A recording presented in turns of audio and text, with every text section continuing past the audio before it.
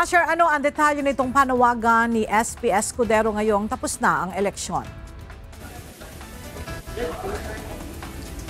Nagagalak si Senate President Francis Cheese Escudero sa mapayapang pagsasagawa ng 2025 midterm elections. Ito ang inihayag ng senador sa pagbubukas ng panayam sa kanya sa Senado ngayong araw.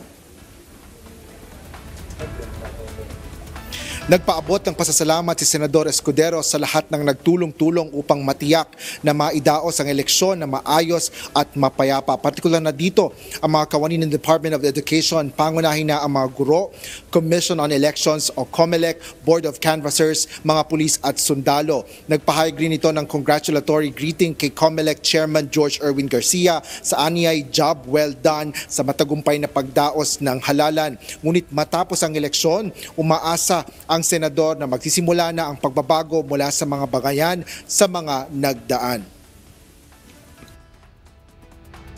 Nagpasa ang sambayanan, panahon na para tumigil ang bangayan kaugnay ng halalan, panahon na para muling maghanap ng mga pwede natin pagkasunduan at pagtulungan. Sana magsimula na ang paghilom at pinapaalalahanan ko ang mga nagwagi at nanalo na sila ay upo bilang senador, mayor, governor, konsehal, bokal, kung anuman, ng lahat ng kanilang nasasakupan o constituents at hindi lamang ng mga bumoto sa kanila. Hindi lamang yung mga supporter nila ang dapat nilang pagsilbihan. Kung hindi bawat Pilipinong hihingi ng kanilang tulong bilang mga halal na public officials ng ating bansa.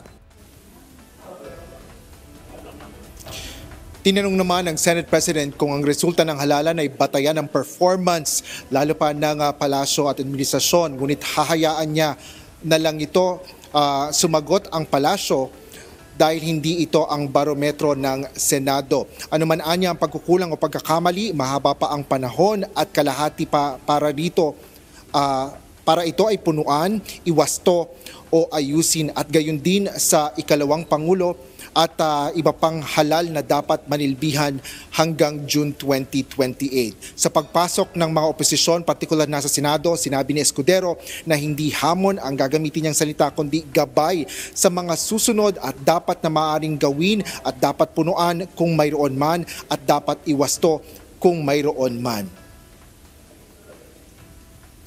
Sinabi rin ni Senate President Escudero na kaugnay sa tsansa ni Vice President Sara Duterte sa isasagawang impeachment dito sa mataas na kapulungan ng Kongreso na ayaw niya itong pangunahan ang isasagawang impeachment at hahayaan niyang tumakbo ang proseso. Naniniwala rin ang tagapangulo ng Senado na kada senador ay walang tatak kundi malaya na pagpapasya ng issue at hindi batayan ang kulay. Yan ang latest dito sa Senado. Balik sa iyo, Ella. Maraming salamat, Asher Cadapan Jr.